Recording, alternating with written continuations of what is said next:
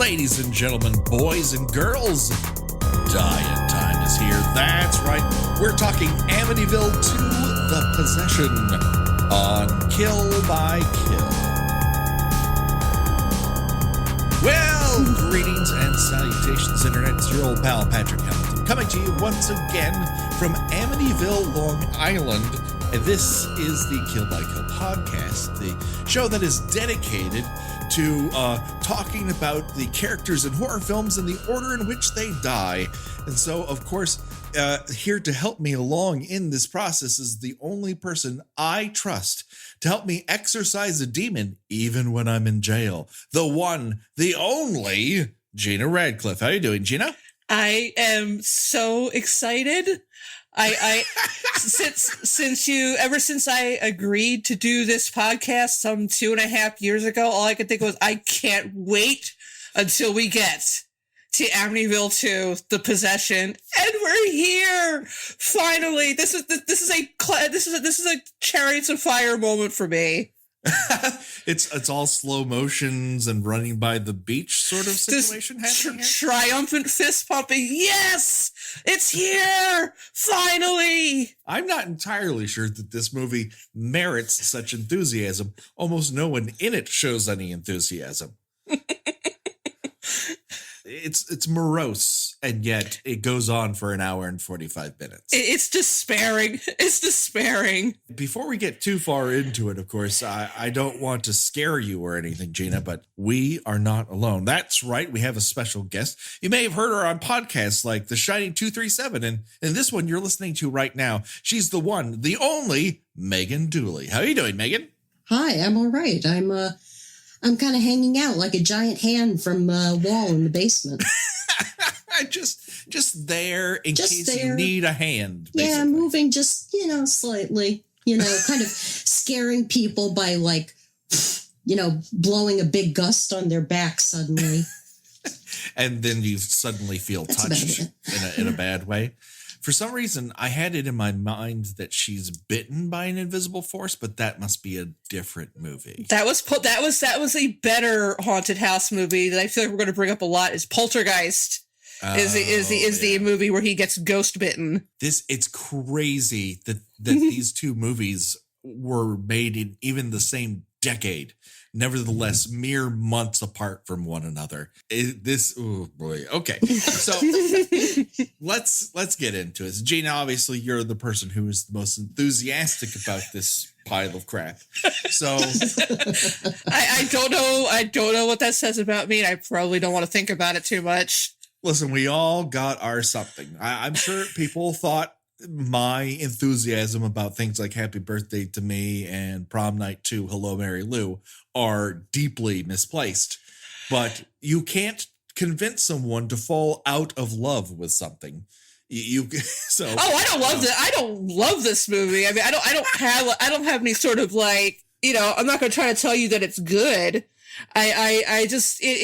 It's such a weird, indelible part of my childhood, because I feel like this is one of those movies that if you had cable, in the early days of cable, the scheduling was like, well, we have an hour and a half here. What are we going to put? Let's just put this low budget horror movie and we'll just fill it in, every day for, 3 weeks in a row. We'll put it on at 9:30, 11:30. We'll just, every time we have a space, we're going to fill it with Beastmaster and Amityville II.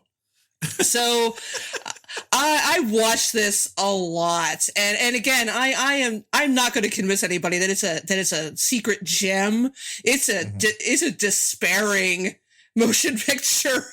It's just you just watch this and it just despair and comes through in every frame. But I think it's one of those movies that. I said this before we started recording. If you're not sure if you've ever seen it, you've never seen it. Because once you watch it, it'll be burned into your brain meats forever. You'll think to yourself, did I really watch that movie? Did that movie actually happen? And that movie, I think it might be something that is very unique to people maybe between the ages of 35 and 50.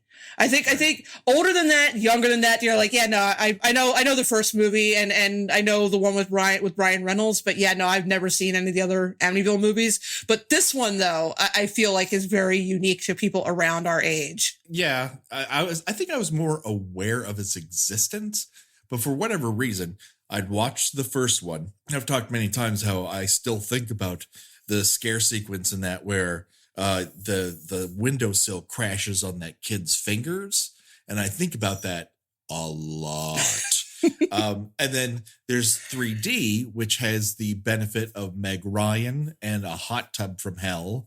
And then there's that one sequence in which Candy Clark crashes into a truck and then burns alive for no apparent reason. But then her skeleton is still alive and reaches out for somebody when they open the door. That's a bitchin' scene. It's a great gift. And then there's some sort of like ghost dog that like appears in a photo or something that I'm not quite sure what that explanation was. There's a haunted swordfish at one point. It's a terrible movie. I don't know. Maybe we'll hold. And then there's also the newest one, which has Archie from Riverdale as and internet personality amongst the young teens, Bella Thorne, who apparently gives fans tours of her house. I don't know. I guess that's a thing now, and kind of goes through the whole movie with a permanent look of dull surprise. Doesn't matter what happens. Dog found dead, brother suddenly up and about, finds blood pouring from the wall with brain matter. All of it just dull surprise. Yeah, and then there was the 2005 remake, which posited, what if George Lutz was a Chippendales dancer in his off time? What if George Lutz was fucking hot? Which, the first you can movie, understand why somebody would want to get inside of him. Yeah. Why would I want to get out of that house? He's in it. Oh my God, he's so fucking jacked in that movie. I can still see it in my mind. What does it say about me? I can still see him chopping wood. So much wood to chop. That's at least one kind of follow through for the first and the remake is, boy, they like to chop wood. And the first movie has the added benefit of some things I'm not even sure the filmmakers were aware of, in that it has a lot to do with economic anxiety. Mm-hmm. These are people who did not have the resources to buy what is essentially a fucking mansion by a lake. It's a huge. It was actually on the South Shore of Long Island. So it's by the ocean, basically. Or it's sort of on the same side of Long Island that the Hamptons is. It's that nice South Shore, North Shore. So that's a nice part of town. It's a nice part of land. You're kind of close to New Jersey. You can just go out to the ocean, get some good fishing. So that first film has that sequence, and I may have talked about it before, where one of them is like hosting a wedding for a family member, and they hand them a check for $3,000 to pay for the caterer and the cake and whatnot. Yeah, and the house steals the check, and now everyone is freaking out because $3,000 just disappeared. Yep. And that's what that house is. It's a metaphor for you being, sucked into home ownership, and there's no escape. Mm-hmm. You're always underwater. And so that element works in its benefit. Here, none of that exists. So let's just get into... it's a different thing altogether. This is about the hell of being together. Yeah, it's got cash in also. Cash in sequel kind of written all over it just to begin with. Everyone's got that kind of, more of the same. Second verse, same as the first. Yeah. So we begin on the misty moors of Long Island. Yes, known for those. This house is insanely big. It apparently has its own wind channel because every time we're outside, we're seeing leaves blow incessantly. On the South Shore of Long Island, it is always fall. Oh, it's kind of like how it's always sweater weather in the summer in New Jersey around Crystal Lake. Yes, that's true. We did. It's always fall on the South Shore. Yes. It's fall and it's fall and yet everyone is sweating like they've just done a schwitz in a Swedish spa. Just rivulets of sweat just pouring down their foreheads. In the list of sweatiest movies known to man, there's Cool Hand Luke in Amityville II. The Possession is a very close follow-up. Everyone is just in the middle of a cocaine sauna that we just saw.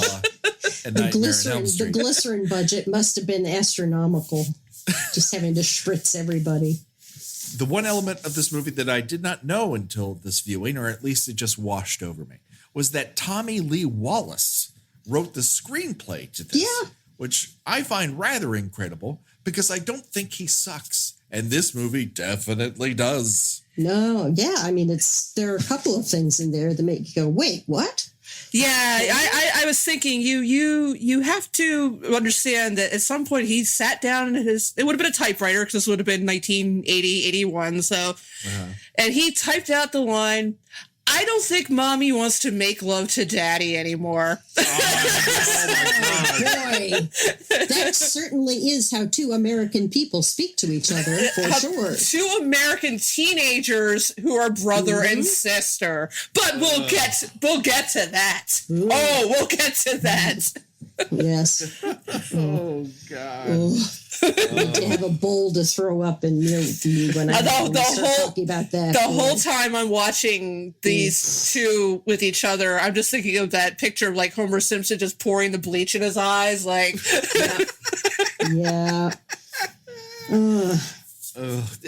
this is the first American movie by Damiano Damiani. Yeah. Great so his name. name is Satany or Satanstein, Satanish, Satanini. He's Satan, right? One of his emissaries, one of his second cousins that needs a job, and they want to keep him, busy for the summer because he's been causing trouble out in hell. So go in. Yeah. Just give him a video camera. Let him go to town. Mm-hmm. Yeah. I think, and I may be wrong about this, this may be his only American movie, and I can also see why. Yeah. Well, there was something in his CV that said there was a film he did that was titled something like Fatal or Deadly something, but it starred Tawny Welsh, but I'm not sure if that ever came out on English language. Also something that was with Susan Strasberg, I think was something about violence. Most things with Susan Strasberg eventually got to violence. But that never seemed to have come out. I mean, very strange. I don't understand it. Yeah, some of his previous movies include, and I love Italian titles, A Bullet for the General. The Devil is a Woman. Yes. How to Kill a Judge. Yep. And Mafia. Not to be confused with Jane Austen's Mafia, of course. Sure. And of course, Pizza Connection. Yes. His bloodiest film of all. Glorious.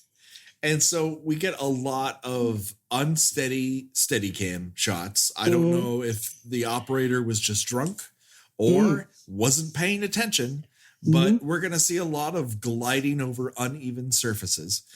This is where we're introduced to a side of beef that was dropped on the floor of a barbershop and given the breath of life, known as Burt Young.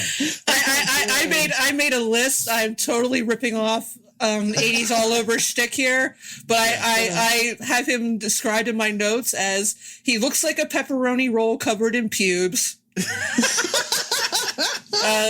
He's like if Danny DeVito went through a telepod with a ham and then was dropped into a vat of Vaseline.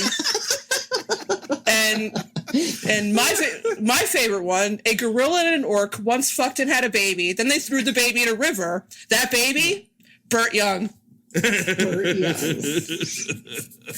He is repulsive in every possible way to a human being can be repulsive. Yes. Yeah. It's quite a performance. And when I say performance, please imagine me giving the biggest and most obvious dick fingers. I mean, half of his lines, he just kind of stops halfway through and is like, oh, I need to take a breath. Then does not pick up any emotion after that. The noise he makes when he opens the door, whether he basically like sound. It's like, what is that noise leaving your body, Burt Young? It's like he's bringing up a hairball. Yeah. It's like, in a sense, Burt, you know why? It's because Burt's been washing himself in between takes, and he just gets all that hair backed up and just.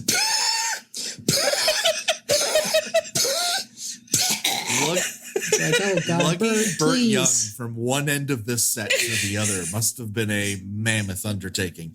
We're introduced to him from the word go. He's yelling at children, and he also this is great.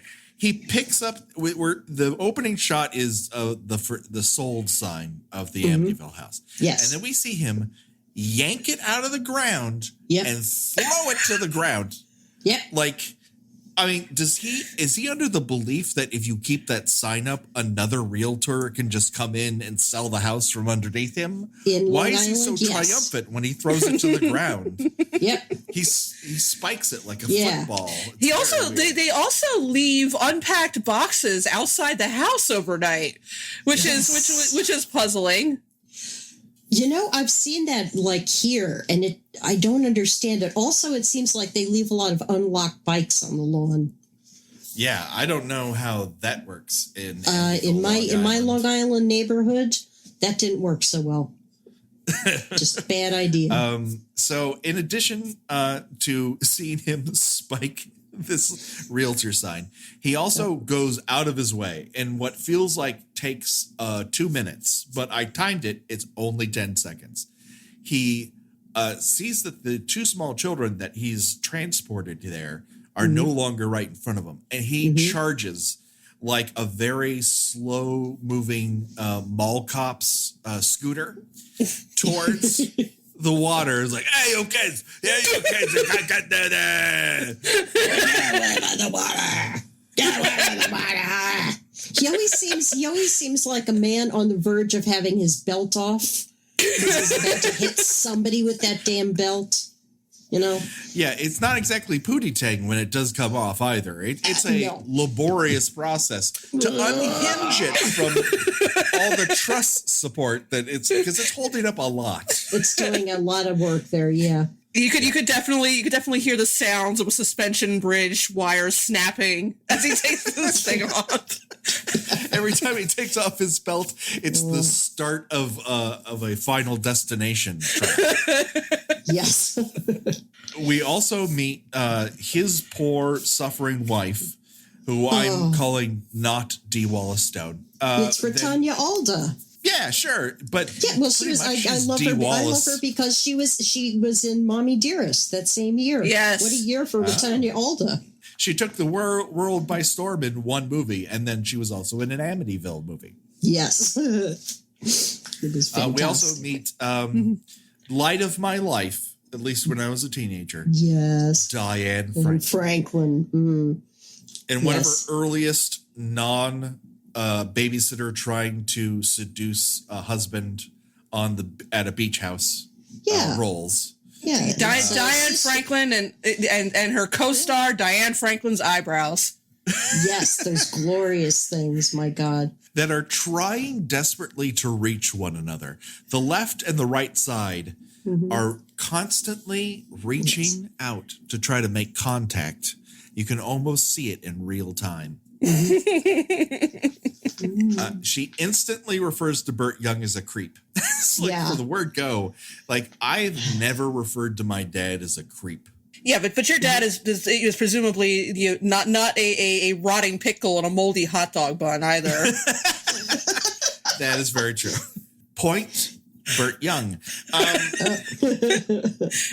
I want to state this from the beginning. I want this house to win. Oh, yeah. I hate this family. Oh, yeah. I hate everything about them. Yes. I don't want to spend the near hour it takes to dispatch them. Well, it is a trial. Here's the question. I actually meant to bring this up later, but I'm going to ask it now. So this is already a shit-ass family from Jump Street. God, yes. They're basically the anti-Freelings. So Yes. So here's the question. Are the evil spirits in the house, did they exacerbate what's already going on with them? Or are they such a shitty family that they kind of woke up the spirits? They didn't have to work hard.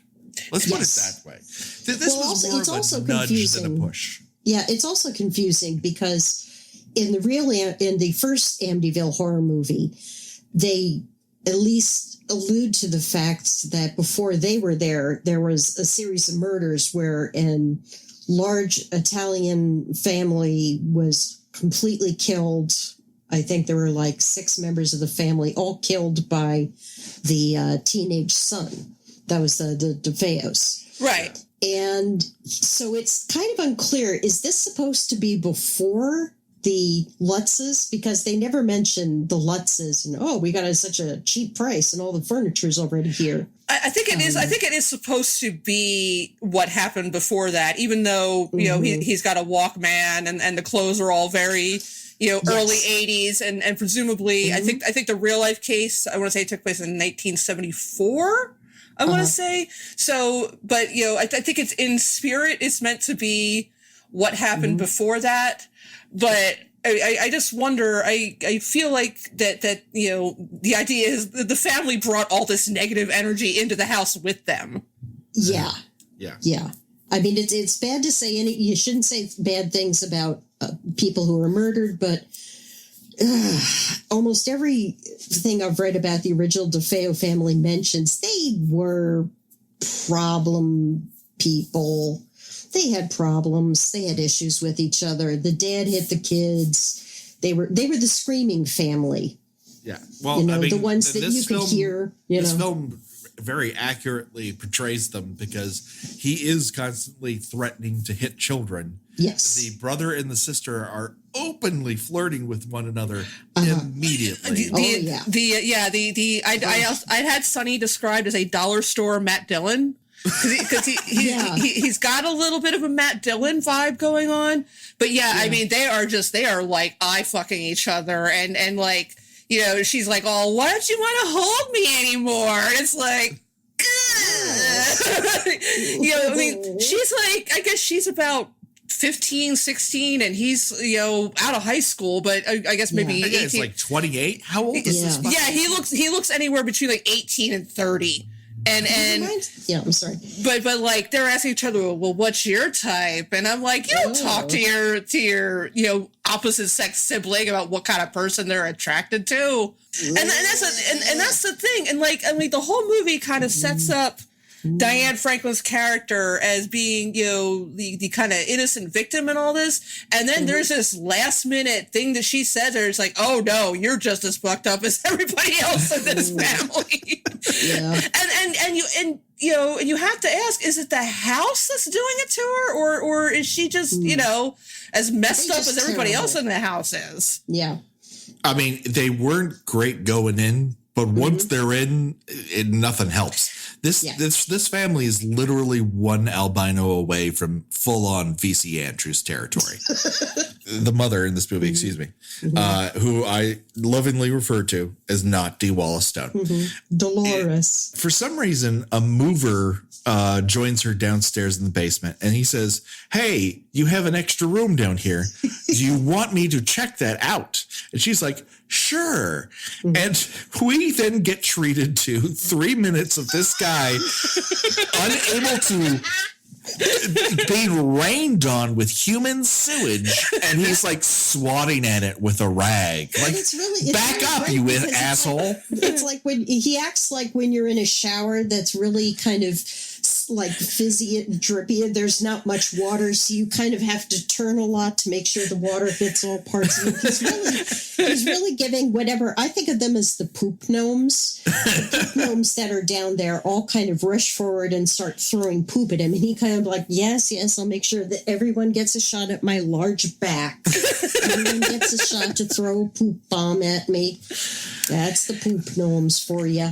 And the funny thing is, Dolores is not at all ruffled at his telling. Now, this is I never owned a home, so but I would imagine I would be rather put out to find out, oh, number one, you have a secret room that apparently is not on the floor plans of the house.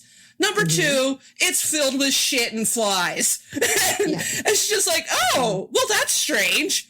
And evidently, because like later in the movie, Sonny, the older son, is in there and nothing has been done. It is still the house still is just this constant trickle of feces. So evidently no one did anything about looking into this room with the sewage leak in it. Yeah. I would suggest if you find that there's like a very small garage door that opens in the wall of your house, and inside is just darkness and poop goblins throwing poop bombs at you, I would think you should nail that door shut and block it with large objects. Put something in front of it. But no, she literally just goes back to folding her laundry.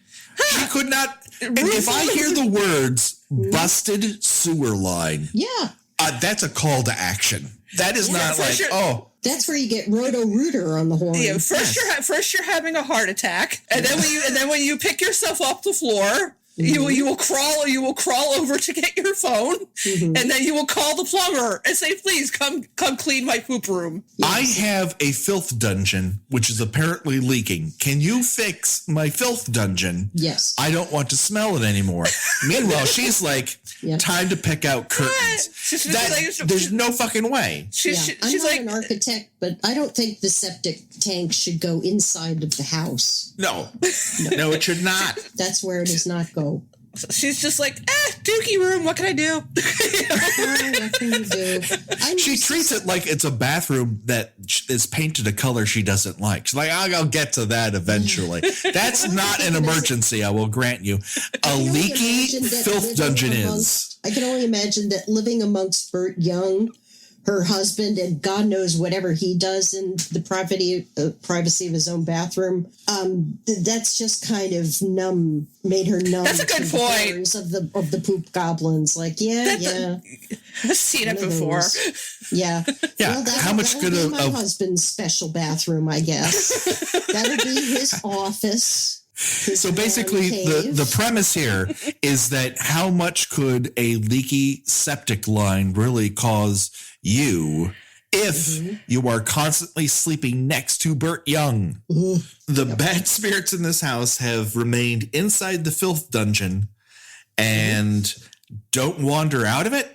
Okay, sure, fine. But once they do, we get a wonderful little move that we're going to see over and over and over again. I call it ghost POV. So it's like confusing ghost POV. Yes. It is, because apparently sometimes you can see them and other times you cannot. And probably the funniest scene in this whole movie is, I guess it would be when Sonny is possessed, and it is 5 minutes of this poor kid being chased around by a camera in this house and reacting to something that we never see. Does he see it? He shoots at it, and he definitely reacts as if he can see it. It does whirl out of there and apparently give her a wind touch, to which she responds badly. Later that night. So amazingly, yes. Later that night. I mean, it's like, touched me. It touched something. Me. Something. It's like, let's just give it a run through. Just put the emphasis on each word, just especially one time each. Just go through it. We'll just pick out the best. Oh, hell, we can't decide. We'll just put them all in. She has two gears: blasé and woman in fear that her daughter is going to be run over by a train by a silent movie villain. She's only got those two things. Hysteria and coma. Later that night, they hear a terrible knocking at the door that's rather incessant. Yes. Burt Young struggles to get down these stairs.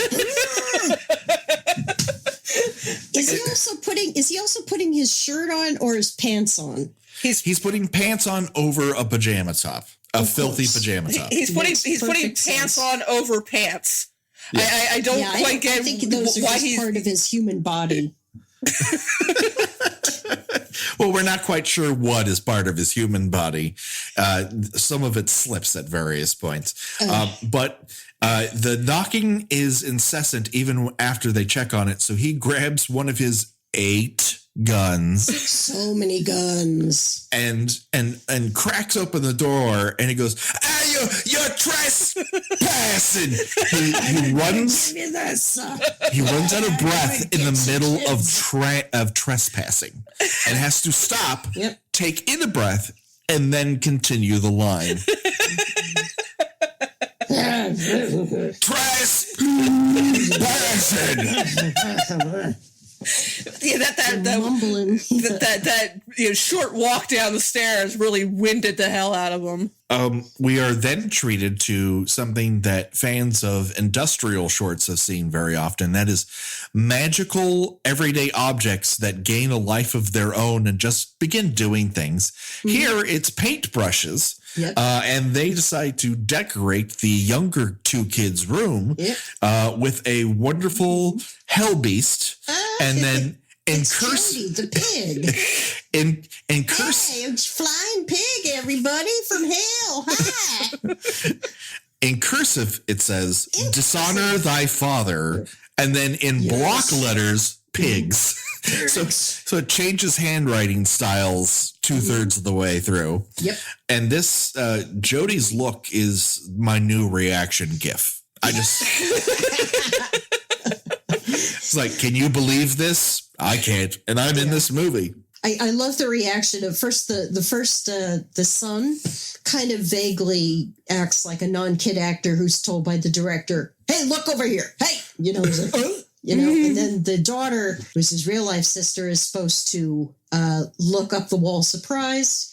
And she does the thing where if you're told to look up at the wall, you can kind of cheat. But no, she acts like there's something going on the ceiling. Yeah, they both have different eye lines keep happening. Looking up and up and up. It's in the ceiling now. It's a giant pig. Or it's just they're just going to shake hands with danger with those paintbrushes. This is when the belt comes off and I tune out. That's the belt. That's a paddling. I only like modern art. I don't care for this representative shit. That means the belt's coming off. He always talks like there's a cigar in his mouth, even when there's not. No, because he's struggling for oxygen. That's part of it. Trespassing. Cut to a local Catholic mass, and this priest is totally into graphic tees, y'all. Mm-hmm. It's Father Adamansky. Adamansky. And he's the cool priest, I guess. He's got the same rug that Rod Steiger wore, I believe, in the first one. Yes. Got that same non-natural material look to it. It looks like it was just stapled in. We will be returning to his wig many times throughout the movie. Mm-hmm. But Not D. Wallace says, we've just moved in and we would very much like you to come over and bless our house so that, we can have flies attack you, because we all saw the first movie. Bless this mess. And when he comes over, Burt Young is not happy at all. He keeps calling him priest, which is really hilarious. Priest. And he's like, "Want to smoke, priest? Want to drink, priest?" And then it's like, "You want some scotch? Hey, son, get the 5-year-old kid to ask him if he wants a scotch." I'm gonna Playboy priest. You want one of those? And can we just take a moment to break away when they send these kids to go get the priest a drink? And the little girl goes up to the brother and puts a plastic bag over his head. I love it. Yes. I love it. That was so awesome. What is wrong? That was not evil spirits. That was real kid evil. This family is extraordinarily dysfunctional. I mean, at one point during the sequence, after the eruption happens, Not D. Wallace says, "My God, what's happened to us?" Not much. Very little has changed. Father, not your dad. does not take kindly to Burt Young's parenting style, which is to threaten violence or just do some violence. He's got two gears when he's not running out of breath. And so he doesn't really enjoy either the paranormal activity or the parental abuse. And he storms off into the night only to find Chekhov's Book of Prayer shredded by basement demons. Sure, why not? Goblins. And at one point he shakes Sonny's hand, and there's like a musical singer, like Sonny has a joy buzzer in his hand. Yeah. There's so much musical saw in this movie. Stop. Buzzsaw through a nail. It's like he just walked across a very large wool carpet to get to the priest and then shook his hand and got that zap. I don't care for your parenting style, and I don't want to drink. I'm leaving. And you know why they shredded his Bible? Because he didn't get to around blessing the basement. But he didn't get to bless much of anything. Yeah, and I also like how she said, bless my bedroom. Not our bedroom, but my bedroom. Listen, you can eradicate many things, but the stink of Burt Young will always be there, even when they leave. Well, did you see what the director, I don't know if he actually filmed it or if he wanted to put it in, which was there were 2 sex scenes that he wanted to film because he thought that the American audience would needed to be shocked. Oh, like the consensual incest was not shocking enough. There was more of that. And then there was a scene where Burt Young sodomizes not Dee Wallace. It's we really needed that. I mean, just anytime he is existing in the same frame that she does, everyone is just. I can't imagine looking at this movie and then going, you know what's missing here? A spousal anal rape. Yes, exactly. Just a smidgen of that will go a long way. I really want to see a woman get violated by a bunch of flypaper strips shaped into the vague shape of a man. Yeah. Spam if it fell into the lint trap in the dryer. Going to town on poor Ratanya Alden. No, thank you. Pass. Hard pass.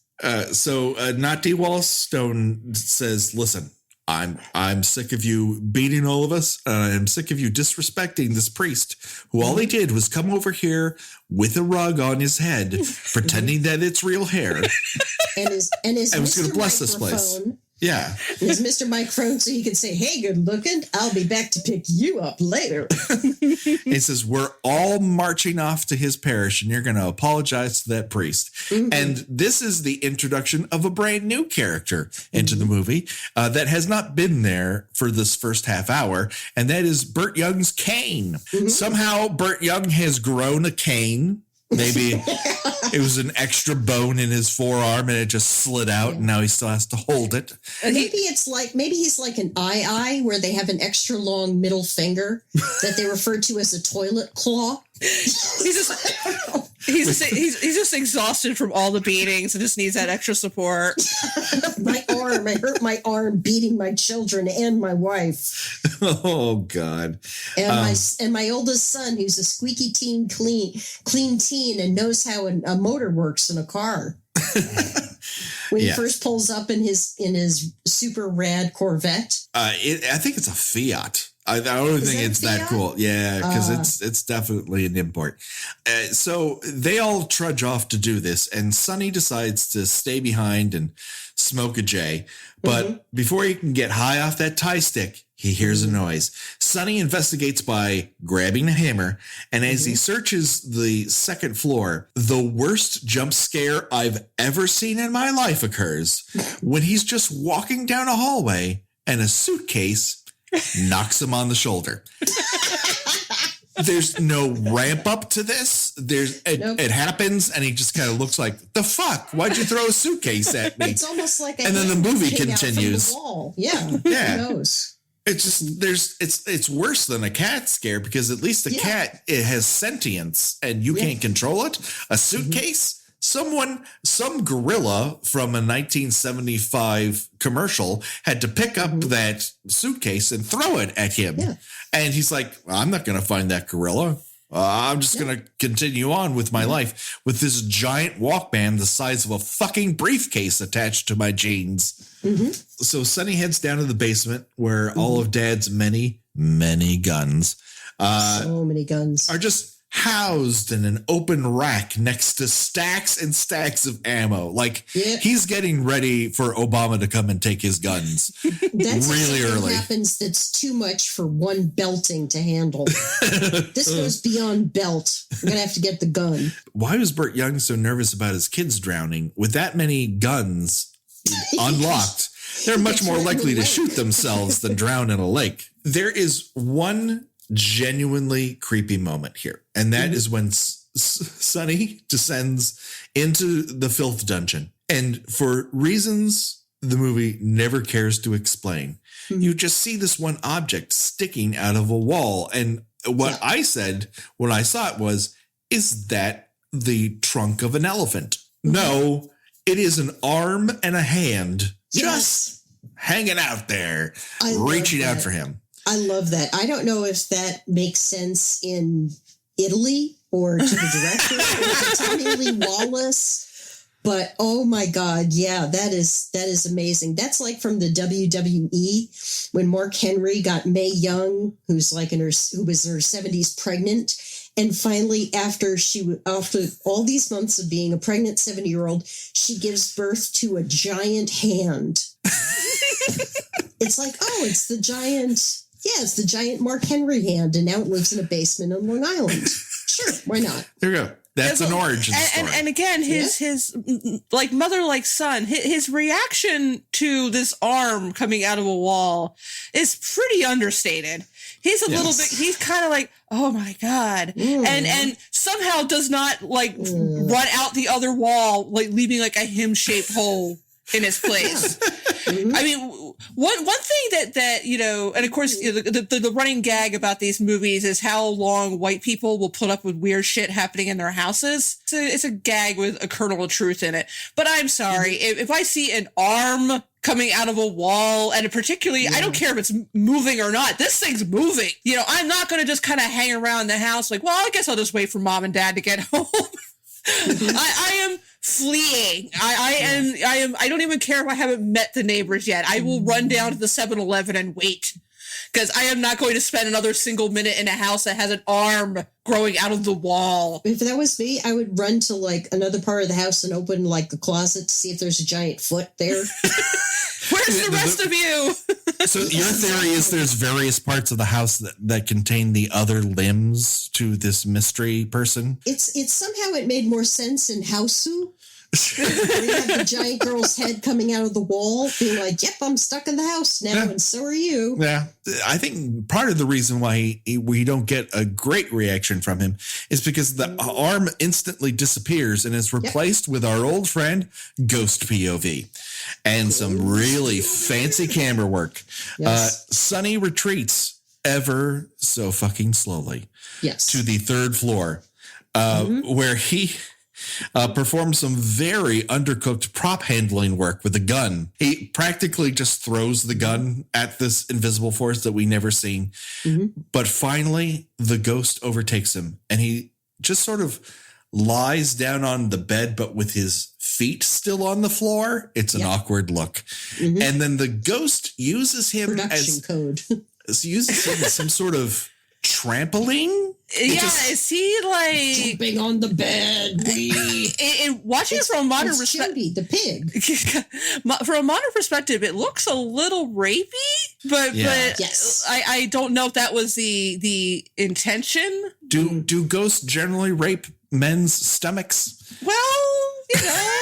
I don't know. I'm asking for a friend. I was waiting for it to do something else. I was like, boy, that looks like latex. I wonder if something's going to explode out. Is he going to get him pregnant? Is he going to give birth to a pig or a whole bunch of sausages or a foot or a knee or it's nothing that exciting. The ghost just smears a lot of Sculpey on the side of his face. Yeah, he starts. Oh, and he gets the air bladder thing, like in American Werewolf. That's in London. that was every movie after that it had that gimmick, and all did it poorly. But like eventually he's all green and looks like Lux Interior from The Crown.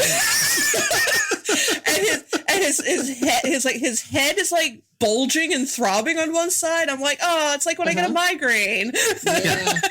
Yes. He gets one of those. He does, especially when he's got a really big mouth, and then he goes. Oh! I rewound it a few times because I was trying to get a screenshot of it, and it's like listening to just like, geez, I wonder if he was a singer. It's a really good. Yeah, he's like.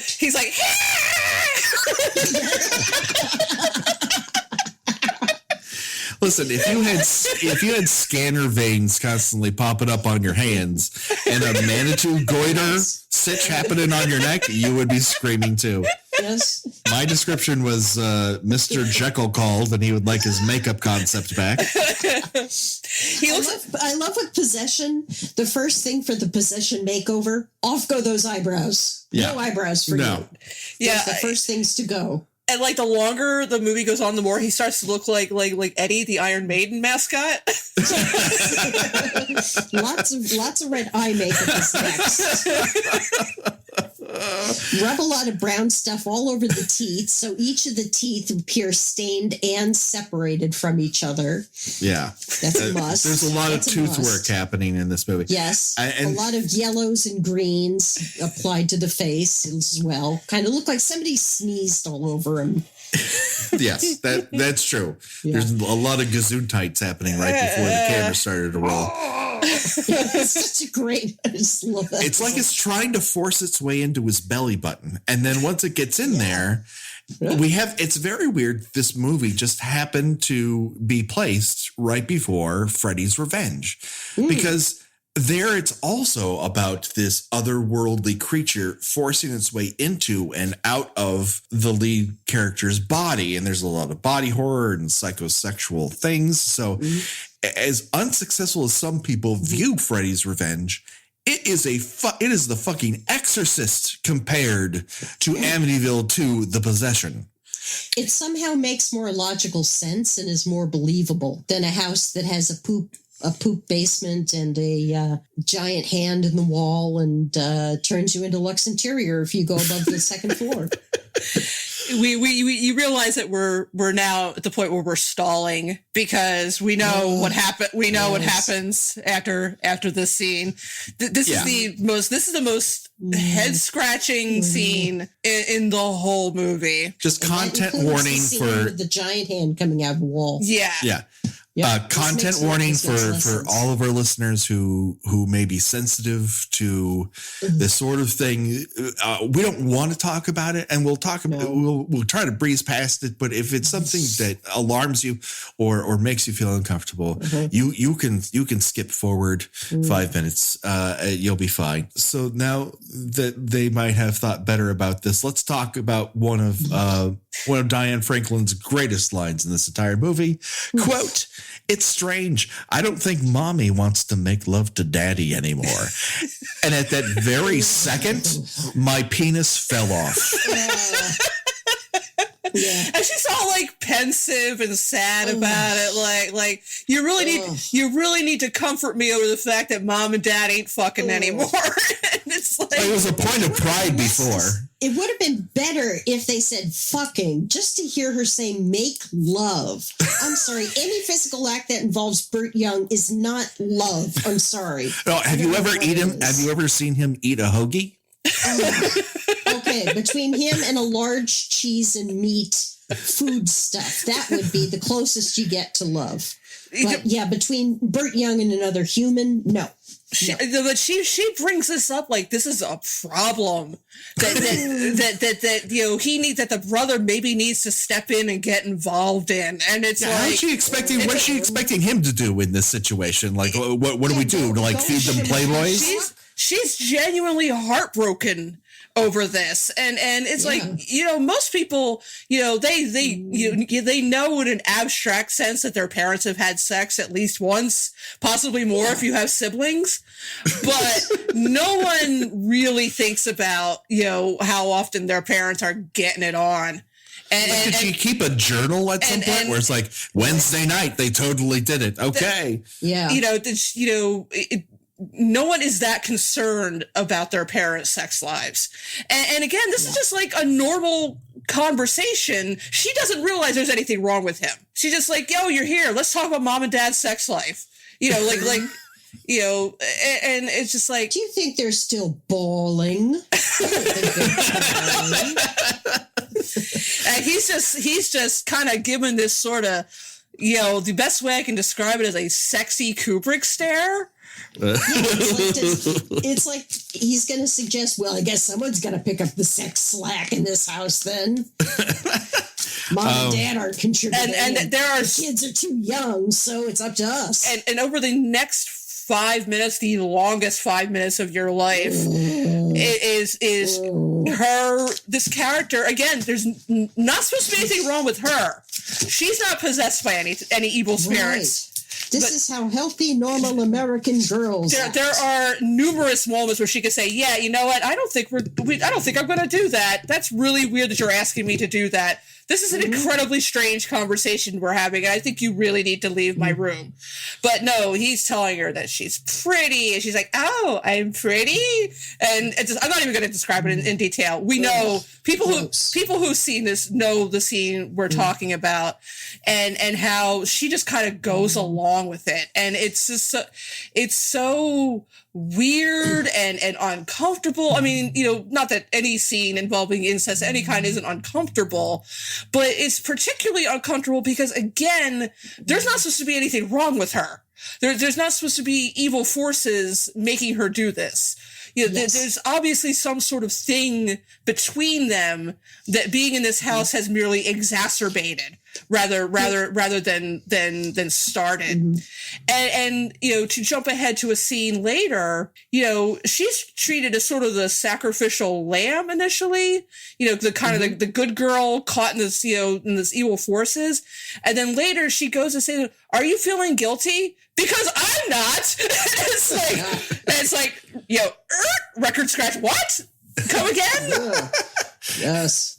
I started to distract myself during the scene by just trying to find as many odd details about her bedroom as I possibly could. The first thing I found was a piece of a magazine cut out and pasted to the wall of the Canadian rock outfit Loverboy. I liked the big thing of the two cats over her bed that has a giant rattan headboard. Yeah, she's about 15 and her bedroom looks like a 35-year-old stewardess. Yes. Yep. There's nothing really teenage girl in that bedroom. No. I beg to differ, because there's also a giant glamour shot of Warren Beatty, and there's nothing that 50-year-olds love more than Warren Beatty and his mullet. In 1982. Yeah. Just the height of his powers. What can you say? Yeah, I'm not even going to get into the "I stole your underwear from the laundry." Let's just get a collective blah and move on. Cut to a much less sexy version of the confession that we saw in Prom Night 2. This does not go well. She runs off into the night, but this prompts Father Cheekbones to finally come back to the house and give it a good godly shine. And they have a back and forth, and all of a sudden the ghost demon, which apparently is located primarily in Sonny's neck, he went through the belly button and lodged itself right between the collarbone and his ear. And Sonny somehow makes blood appear in his mom's bedroom. And we get 3 full minutes of half-hearted vomiting after this. It's like he just kind of leans on the sink and it's like just kind of falls out of his mouth. Yeah.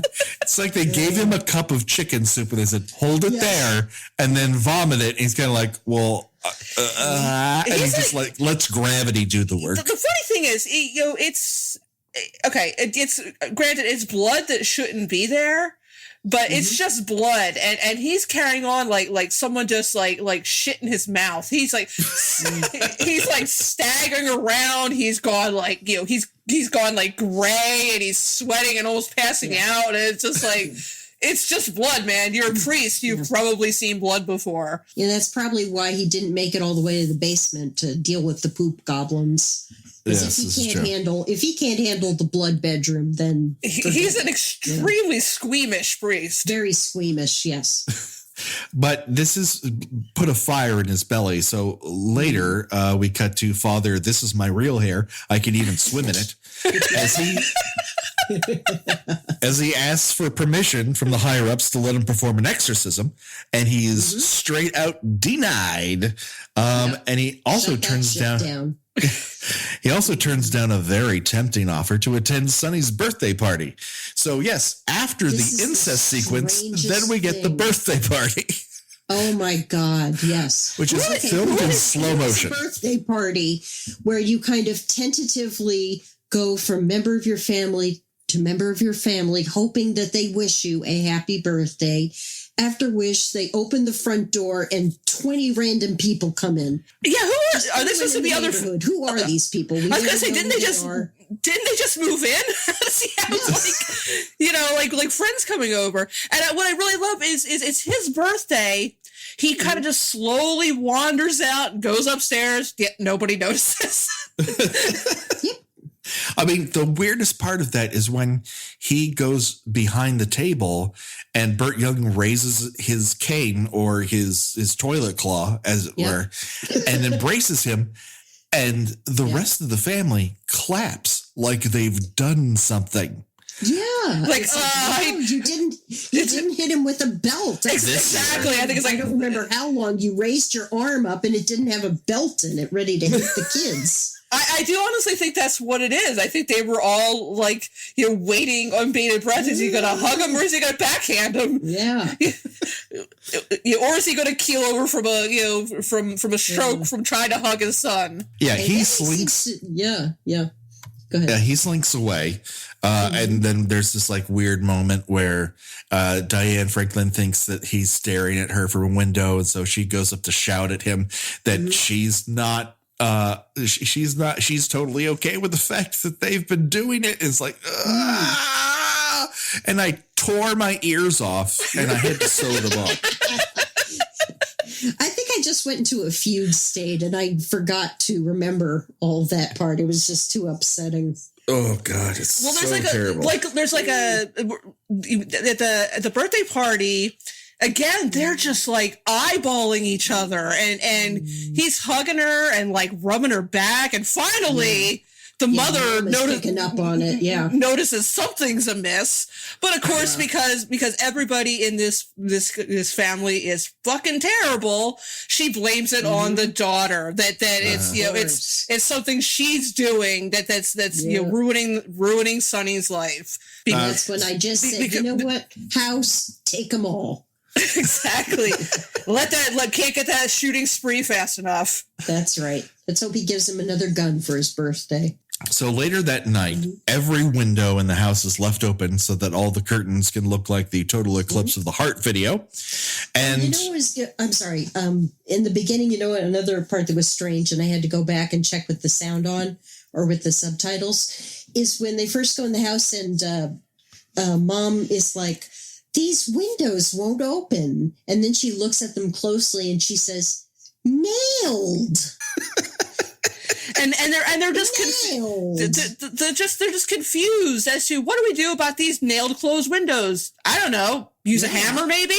Not like take the fucking nails out. And Burt Young just ranting about he's going to call the real estate agent about the fact that the windows are nailed shut. You could try just getting a hammer and pulling the nails out. I told that guy that as soon as I can slide out of the lawn, that all the windows have be unnailed. Goddamn. His character sort of have a heart attack when he was on The Sopranos, like while he was driving and Sister Golden Hair was on the radio. Oh, probably. Sure. Even if it's wrong, it sounds right. So I'm going to say yes. At this point in the movie, Sonny's makeup has devolved into sweaty Morlock. And then we cut to this thing that I always remember from this movie. It came on like MGM HD at one night back when we were at the old house in up in Highland Park. And there was this one thing that I couldn't believe was real. And I paused the television and I took a picture of it with my old phone. And it was horrible, but now I have a good one because I was able to get a screenshot of it, and it makes my brain melt. Diane Franklin gets up out of bed and she walks past this rocking chair that has a 3-foot tall deadwood prostitute stuffed doll sitting legs akimbo. Who owns that? I looked at it. You know what it's from? It belongs on Fuck Horse. That's what. You're damn right. That's Fuck Horse's horse girl. Yes. I knew you were going to bring that doll up, and so I made sure to look more. I think it may be a Mae West doll, but her legs is spread. That doll is ready for action. Very much so. Of course. Yeah. It is disturbing. This is where, just to cut it short, Sonny kills his entire family while wearing a teenage caveman appliance on his face. Yeah, my favorite part about this whole scene, and it goes on, it takes a long time, is that he shoots Burt Young first, and as Patrick, as one would, as Patrick mentioned, I might have been off air. It's extremely anticlimactic. You hear it would be worse. Yeah, you hear like the gun go off, and then you see Burt Young fall down. It's just like, and then she shoots the mother. She falls down, and Diane Franklin does this great little "see ya, I'm out of here" little hop over her mother to run away. Yeah. Now you're no matter how you feel about your mother, if you see her get shot in front of you, you're probably going to be like crouching down, maybe perhaps dragging her away to safety. You're not going to do that. Well, this is your problem now. I got to go. She does not. She jumps over her and does not look back. She has two siblings who are still on that floor, and she looks over at them with their door peeked open, then at her dead mom, and she's like, "My name's Paul. This is between y'all," and bolts. Like, see ya, wouldn't want to be ya. All that's left is a cloud that's in the shape of her as she speeds away, like the Roadrunner. A Diane Franklin shaped hole in the wall. Yeah. She goes through running. This sequence takes forever and is completely unsatisfying. But should I be satisfied by a guy shooting his entire family? It's the craziest ask because it's been building to this.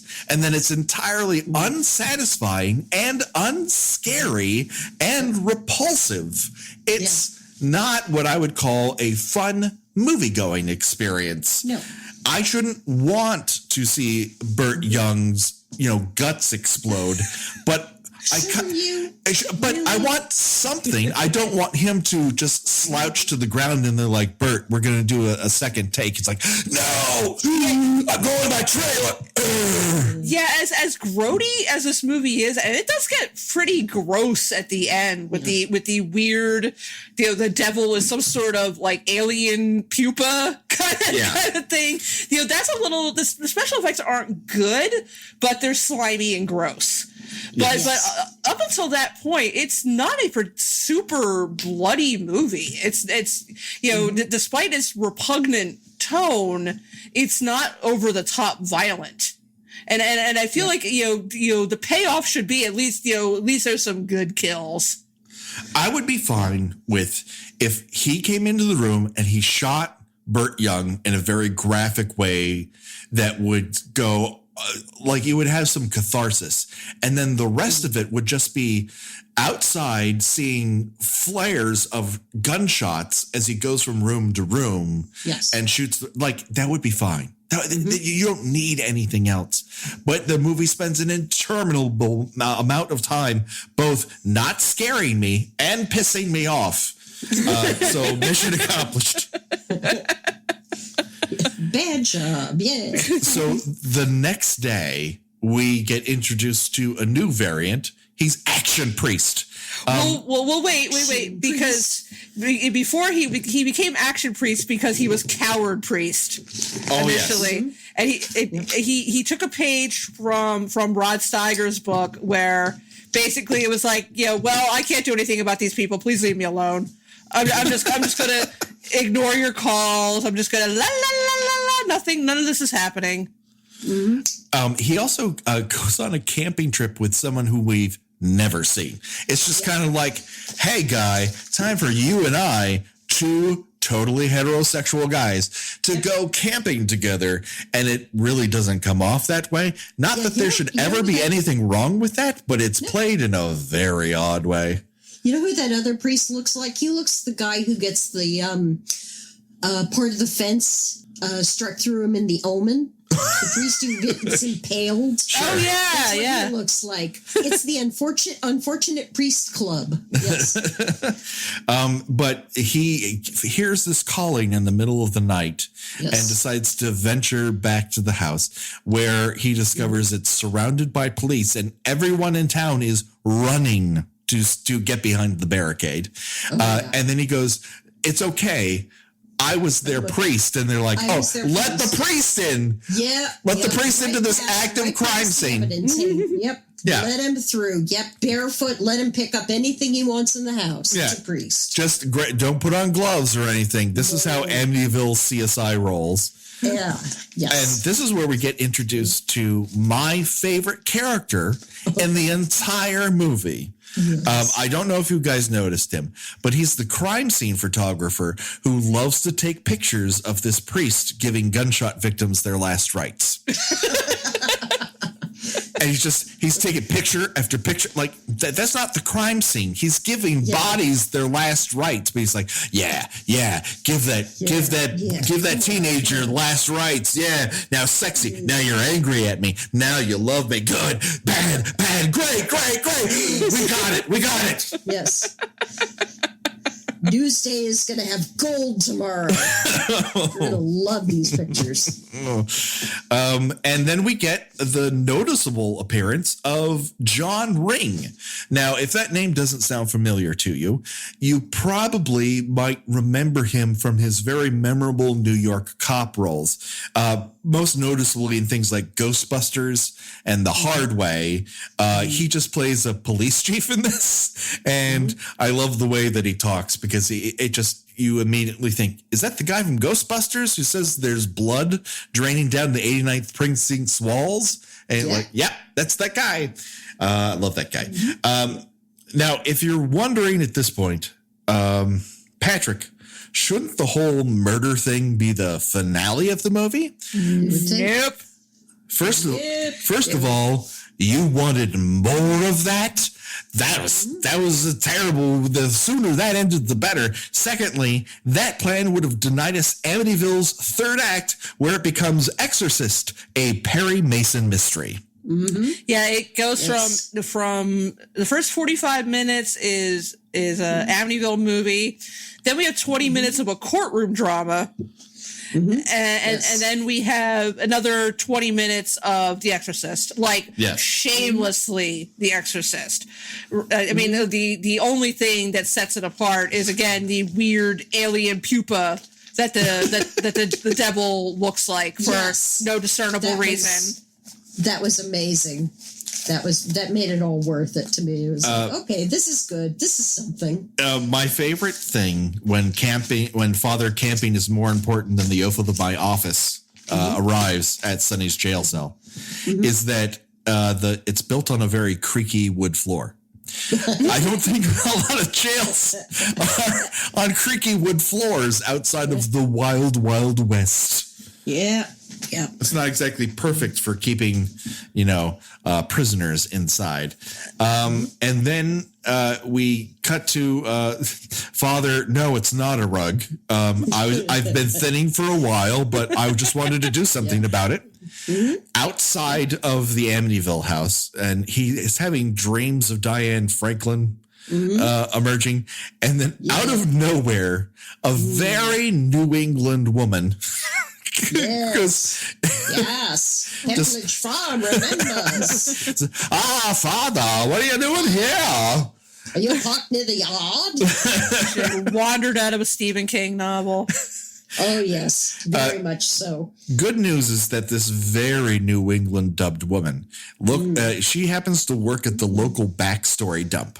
And so she gives us all the backstory we could ever want about this house, which apparently has something to do with a witch being exiled from Salem and then building a house on top of an Indian burial ground, which I hate to break it to everybody. We all live on an ancient Indian burial ground. Yep. We didn't take this place by financial purchase.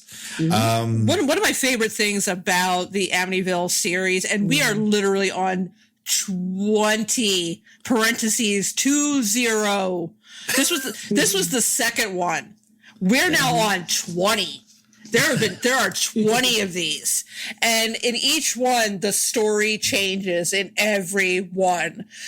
Like in the remake that we talked about with Chippendales dancer George Lutz, it was catch 'em and kill 'em, which I was like, oh, that somebody thought that sounded cool, so we're gonna then it was like some sort of it's not just an Indian burial ground, it's where Indians sent their sick and insane tribe members. Yes. And it's like the Indian nursing home. Yes. The Indian. It's very placid there. Yeah, the Indian hospice. That's what this it's not just bad enough that you have angry Native American ghosts. You have angry Native American ghosts who were crazy when they died. Yep. And it's just like that's offensive on numerous levels. Well, considering it's a Native American insane asylum / nursing home, it explains what goes on in the basement when it opens up and we get some people coming out. Yeah, let's hold on for that because that's a conversation unto itself. First of all, we've got a date in court. Yes. Let's hear from the defense. I believe the exact quote from what they're proposing here is that Sonny is not guilty because of, quote, demonic possession. Possessed by demons. That's the same thing. You just said the same words in a different order. That's not a definition. Yeah. Two things. I love the fakeness of his facial hair. I'm so in love with it. It looks like they sold it along with the wig that's on the priest's head. That's kind of a... it's a bit of a woolly willy look, yes. Yes. It's kind of, it was reused later in the video for Sabotage. I thought the actor seemed familiar, and I looked it up, and it was Ted Ross, who, for my age, I recognize him as being he played the Cowardly Lion in The Wiz. Oh my God, you're totally right. He has a familiarity with having fake hair glued onto his face. He had a really wild 1981. Yeah. Oh yeah. Yeah. Also, this courtroom is so small, it looks like the court you go to try to fight a traffic ticket. Yeah, that's very realistic for a Long Island courtroom. And we learn one thing in this is that there's no way that this defense is going to fly, even though he does mention under his breath that if the ghost doesn't fit, you must acquit. Yeah. And next we learn that Father Performative all of a sudden has been denied by the bishop to perform an exorcism, and that, quote, all his parishioners hate him, which I get because he's kind of a dick. Cut to a hospital, and this is where Sonny is lying comatose, and then out of nowhere, his arm in blood spells "Save me." Save me. Save me in very neat block letters, I might add. Because if it wrote "Help me," then they would have heard from the William Peter Blatty's people. Well, Yeah. the scene in The Exorcist, it's done so well because it looks like it's happening from the inside. Here on this one, it looks like, remember when you were a kid and you would write messages in lemon juice and then you like hold it over a lighter and like the message would appear. That's kind of what it looks like. It's just, it kind of appears on his arm and then like just, fades away. This is when Father, no one can tell it's not my real hair, hatches a plan.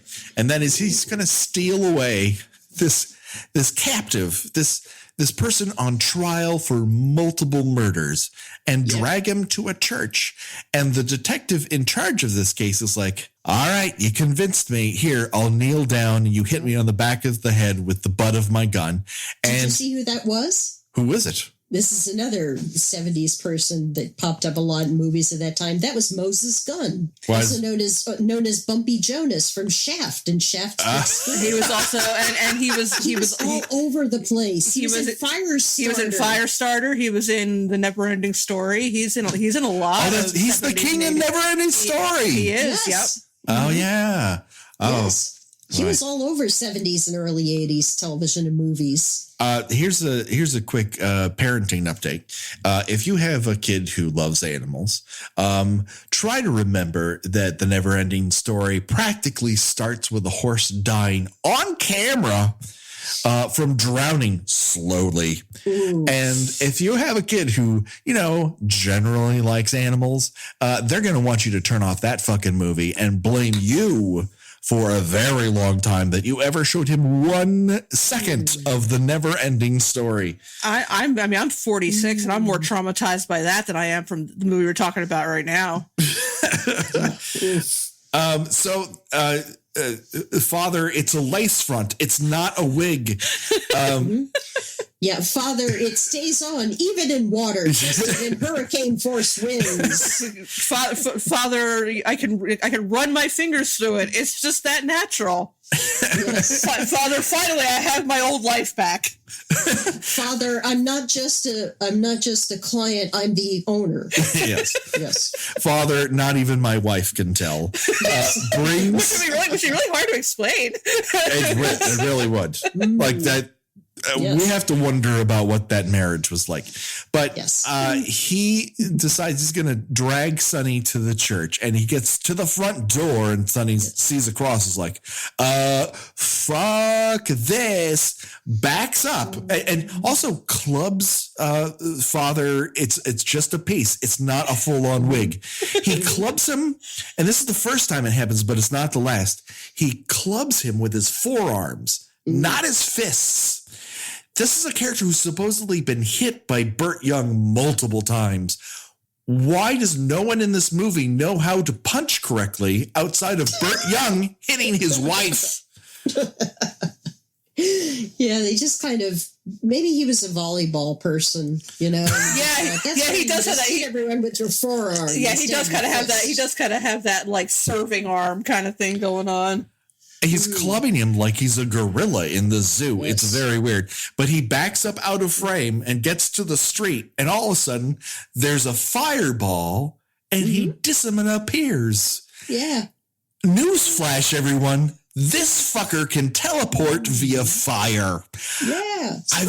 Surprise. Just if you were wondering if there were any rules to this movie, the answer is no. So Father Red Skull manages to track Sonny down to the Amityville house. Yes. And as soon Father has my special shampoo come in yet? Father, please don't go into the closet before I do. As soon as he opens up the basement, blood starts leaking out of the walls. And it's shot so darkly you can't even tell what the fuck is happening. And then there's a flood of it. It looks like a wave of it in the basement comes from the washing machine because it looks sudsy. It's true. It's sudsy and a little bright, like they washed it with pinks. Yeah. Yes, exactly. I hate it when that happens. And then, as Megan alluded to earlier, this sort of phantasm tunnel opens up like it's Joyce's bed in A Nightmare on Elm Street. And very briefly, two figures just kind of shuffle out and then they disappear. Yeah, Who are these fucking people? Yeah, Grandma and Grandpa came for Sonny's birthday party, and they went to find the bathroom and got lost. They're dressed in rags, and they just kind of shuffle like it's the Sentinel, and then they disappear. Yes, they've got pudding with dinner tonight, Mother. Yes, that's what I hear. Yes, we got to watch the Matlock later on, please. Okay. So this would pretty much mean it's time for Patrick to go. But not this dude. He's like, no. I got to get upstairs and see what's doing. Turns out it's raining inside this house. I don't know if it's raining outside, but it's raining inside the house. This house is an environmental disaster. At one point, he yells at Sonny, "Fight the evil that's inside of you." And all I could think of in that moment was that constant MST3K reference where Joel would say, "Diarrhea, it's like a storm brewing inside you." Yeah, but the Imodium commercials, yes. Yeah. Diarrhea. Yeah, he starts to, he's gone full on Exorcist 3, Brad Dourif in his cell face with the red and green and yellow eye makeup he might have contacts on of some kind, no eyebrows, of course. Yeah. The bad drooly tobacco stained teeth, and he's kind of crawling around. And they never blend makeup appliances in this movie. They just all right, we fashioned these makeup appliances, stick them to his face. Well, now we got to cover him in makeup. They're like, no, we don't have time for that. Just put him in front of a green light and go. Glenn Hetrick would not approve. At one point, he again guerrilla attacks the priest. Yeah. And when the priest pulls out a crucifix, he does this action roll. Oh, I love that roll. I love that roll. I thought it would look like it was done backwards, which if they did would actually show some imagination. I think it might have been. It looked a little, it either looked backwards or like a little speeded up. It was definitely supposed to look kind of like otherworldly, like their version of the spider walk from The Exorcist. Right. It looks like he's a wind-up toy, and they really cranked it up to 11 and just let him go. Just right off of him. Yep. And then in the middle of this, cavalcade of poorly assembled makeup appliances, out pops Diane Franklin, whose makeup. Know who I am, Father Fake Hair. Whose makeup can only be described as whore on Barney Miller. It's a very specific look. It's a little Robert Palmer's Dancing Girls. It's a little smidge of Divine. It's a lot of Divine. It's sort of like if you use the entire wall of Wet n Wild cosmetics to kind of produce your look, that's what you end up with. Yeah. No matter what colors, you end up looking exactly like that. Again, to compare this movie to The Exorcist, which it obviously wants to be compared to. Oh, so much. Yeah. This is basically their equivalent of the "D me, why you do this to me" scene. In which Father Karras is tormented by the voice of his late mother, who he feels guilt about leaving to by his estimation, leaving her to die in a nursing home. Yes. Demi, why you not come visit me, Demi? Yeah. This is how the demon torments him. Whereas in this one, it's, this is that teenage girl you thought about fucking, Father. And it's just so much. It's just really in keeping with the sleazy tone of the the way he's reacting. Yeah, you're right. I was thinking about that. Yeah. I don't know about that, because to be honest with you, I think he has a much deeper relationship with Boy Priest Wonder than he does thinking about Diane Franklin and her ill-advised makeup choices. At this point, Sonny just goes through a process of like some demons melt in your mouth, not in your hand. This one just pulls apart like a Skittle left in the sun. And like I said, it's not well done, but it's still pretty gross. Yes. Yeah. It's very slimy. At one point, Sonny's head looks like a sloth mold from the Goonies was just dropped on the that's floor. what I was gonna say, and after a while, then he starts then he looks like a rotting. He's like a rotting jack-o'-lantern after a while, Yeah. and then there's just a sort of like bug creature that's supposed to be the devil, apparently. It's like proto ET is just inside of this cracked outer shell, as it were, and then out of nowhere, the house just fucking blows up. Yep. It just blows up. But it's fine seconds later. Yeah. No harm done. You know, again, as they say, fire has no comes rules. The alien. Second thing, you're gonna have a blowy up house. Yes, it's written like the realtor did tell him that there's a significant, like 70-80% chance your house is going to blow up, but doesn't cause a lot of damage. So there you go. It dries up all the rainwater from inside your house.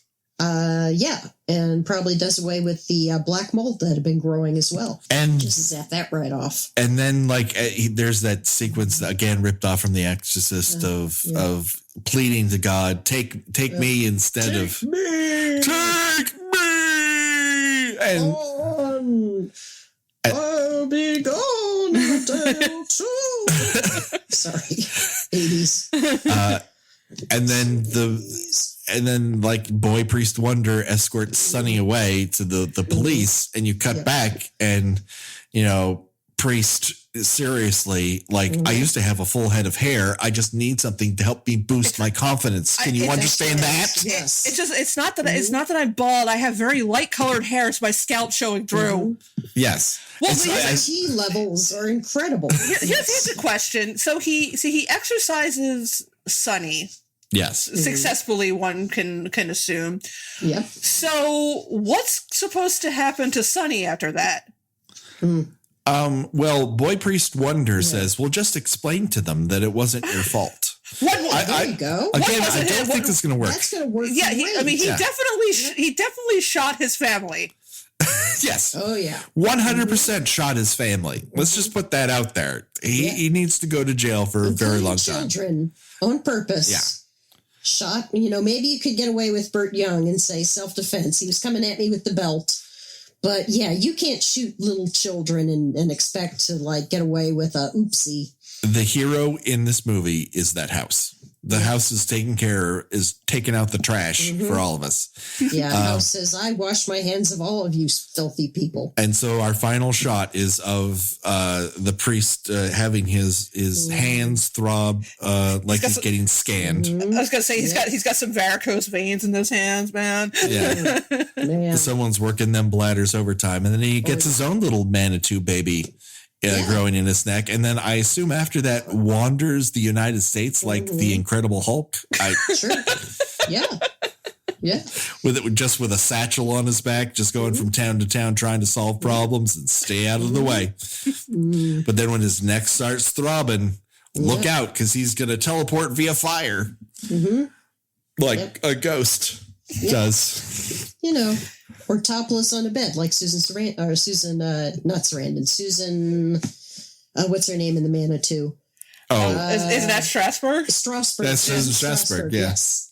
Because I can't believe that's coming out in April rather on Scream Factory, because if you have not seen Tony Curtis in a very short kimono, yes, hold on to your hats, baby.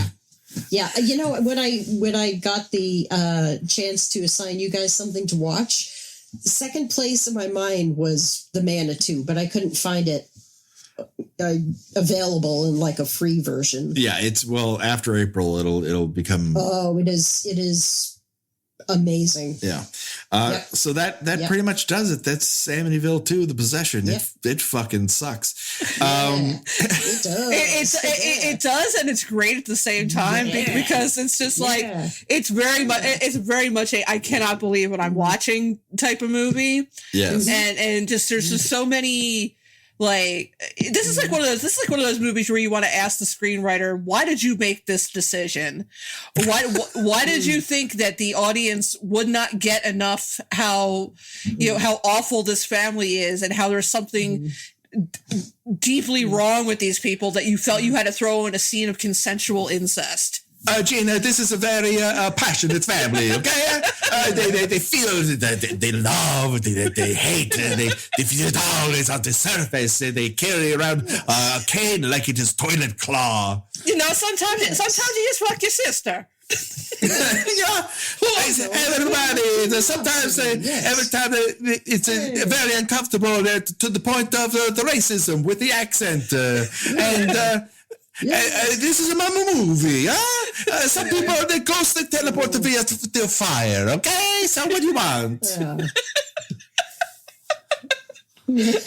And then he fireballs back to his place in Italy, never to answer questions about this. Never to gain American employment again, thank God. If only I'd had that one scene where Burt Young forces himself on his wife, then everyone would love the movie. They say, Dio mano, it was a work of a genius.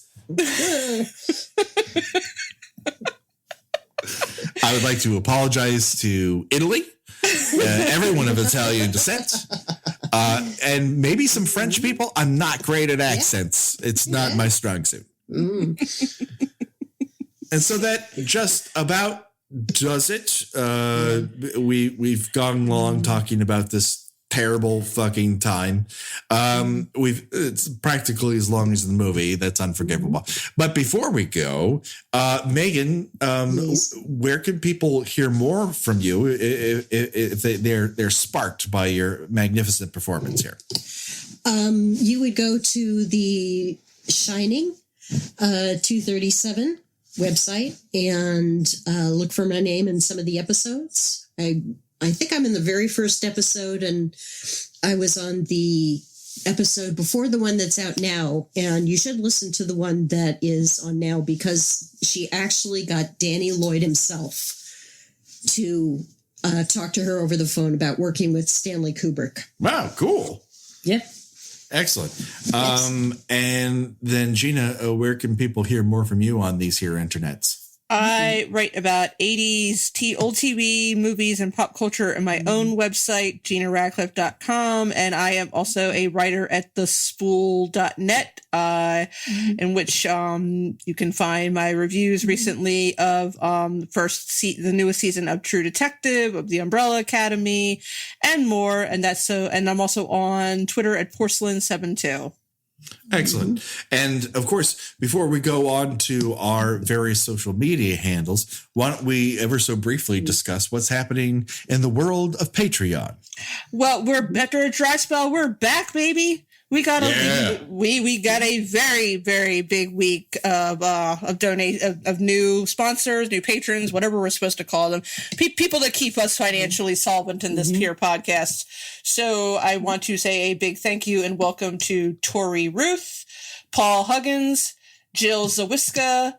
I'm going to massacre this name, Juha Hakila. Michelle Rash, Samantha Rita Stone, and Vanessa Vinci. Thank you so much. We really appreciate it. And to know where your money is going, Gena is on a brand new microphone paid for by you. You could hear every gulp, every sniffle. If I move a fraction of an inch, it gets picked up. It's very intimidating. She no longer has to turn her head to appear on this program. I no longer have to contort myself like Reagan walking down the stairs backwards in The Exorcist, which is a much better movie than the movie we just talked about.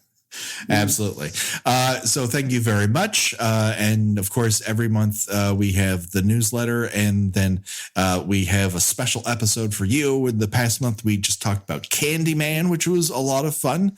The month before that, we discussed The Visitor, which probably one of our funniest episodes that That's only people, yes, that's Megan's fault, that only people on Patreon can hear. If you would like to have us review a movie as equally as insane as The Visitor, you have to be a $10 patron to accomplish that and put your name into the bucket.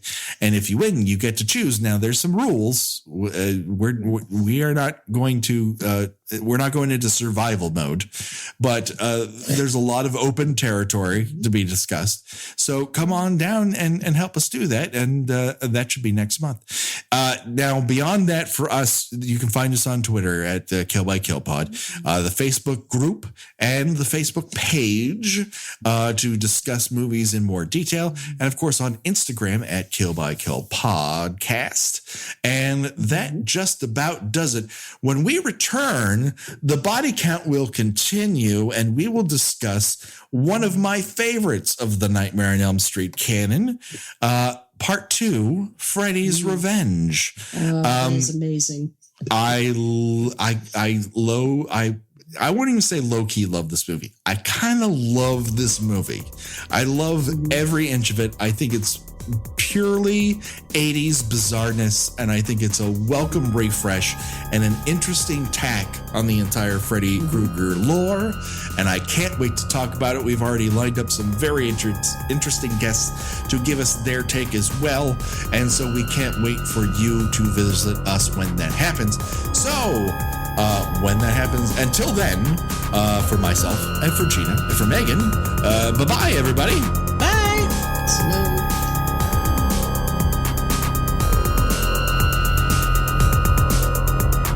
Kill by Kill is produced by We Write Good and is intended for entertainment purposes only. A Nightmare on Elm Street is owned by New Line Cinema. No infringement is intended. Kill by Kill's logos were created by Josh Hollis. Visit him at joshhollis.com.